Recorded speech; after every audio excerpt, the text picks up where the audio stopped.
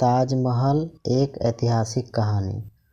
दोस्तों, आप सब ताजमहल के बारे में तो बहुत अच्छी तरह से जानते होंगे। ताजमहल को विश्व के 7 अजूबों में से एक माना जाता है।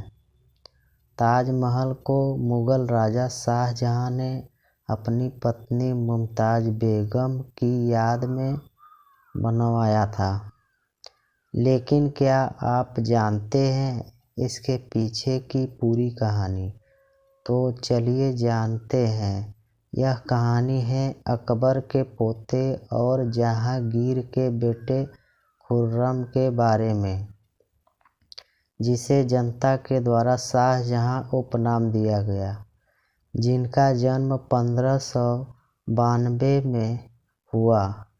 एक बार की बात है जब शाहजहां मीना बाजार में गए थे। वे उस बाजार में टहल ही रहे थे, तभी उनकी नज़र अर्जुमन बेगम पर पड़ी, जो कि एक बहुत खूबसूरत राजकुमारी थी। शाहजहां को उन्हें देखते ही पहली नज़र का प्यार हो गया था।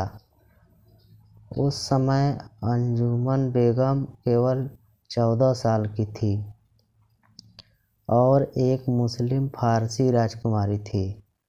फिर वहां से लौटते वक्त ही शाहजहां ने अपने पिता को बताया कि वह अर्जुमन बानो बेगम से शादी करना चाहते हैं।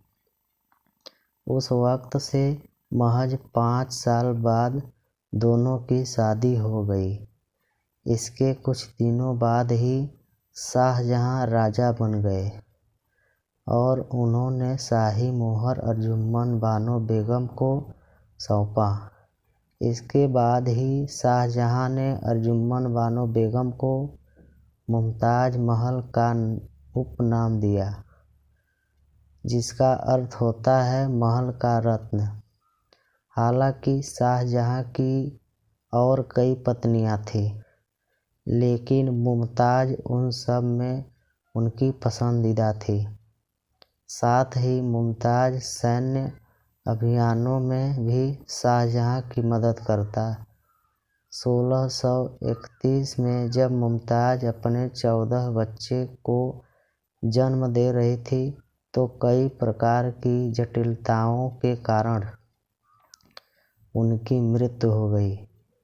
मुमताज की मृत्यु के समय शाहजहां ने उन्हें वचन दिया कि वह पुनर्विवाह नहीं करेंगे और साथ ही दुनिया के सबसे शानदार और अमीर मकबरे का निर्माण करेंगे।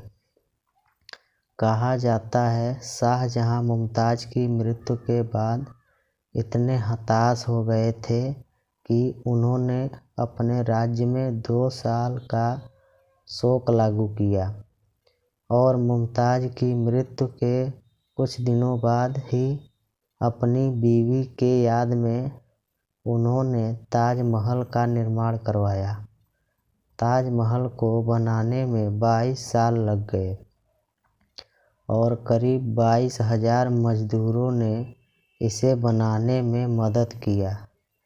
यहीं पर मुमताज बेगम के कब्र दफन है।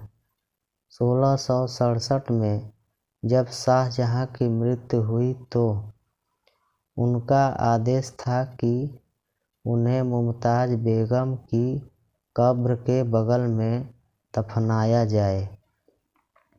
उनके कब्र को मुमताज बेगम के बगल में एक मकबरे में रखा गया था और तभी से ताजमहल पूरे विश्व में प्रसिद्ध हो गया।